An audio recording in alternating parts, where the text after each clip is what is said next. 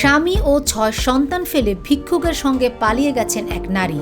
আর এই ঘটনায় আলোড়ন সৃষ্টি করেছেন তিনি। ৬ সন্তানের ওই জননী ভালোবাসায় এতই অন্ধ হয়ে গেছেন যে সন্তানদের কথাও একটি বারের জন্য তিনি চিন্তা করেননি। আর এই ঘটনায় হতবিহ্বল হয়ে পড়েছেন তার স্বামী। ৬ সন্তানকে নিয়ে এখন কিভাবে বাঁচবেন তিনি? উপায় না দেখে স্ত্রীকে খুঁজতে শেষমেশ শরণাপন্ন হলেন পুলিশের কাছে। পুলিশের কাছে দায়ের করা অভিযোগে ৪৫ বছর বয়সী রাজু বলেছেন, তিনি তার স্ত্রী রাজেশ্বরী এবং তাদের ৬ সন্তানের সঙ্গে হারদোয়ের হারপালপুর এলাকায় থাকেন। মাঝে মাঝে তাদের পাড়ায় ভিক্ষা করতে আসতেন ৪৫ বছরের নানহে পণ্ডিত। নানহে নামের ওই ভিক্ষুক প্রায়ই রাজেশ্বরীর সঙ্গে চ্যাট করতেন এবং তারা গোপনে ফোনে কথা বলতেন বলেও তিনি জানিয়েছেন।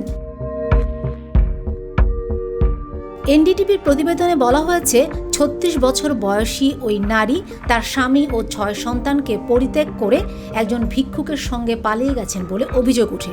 এই ঘটনায় স্বামী রাজু ভারতীয় ন্যায় সংহতির ৮৭ ধারার অধীনে পুলিশে অভিযোগ দায়ের করেছেন। ভারতের উত্তরপ্রদেশের হরদই জেলায় এই ঘটনা ঘটেছে।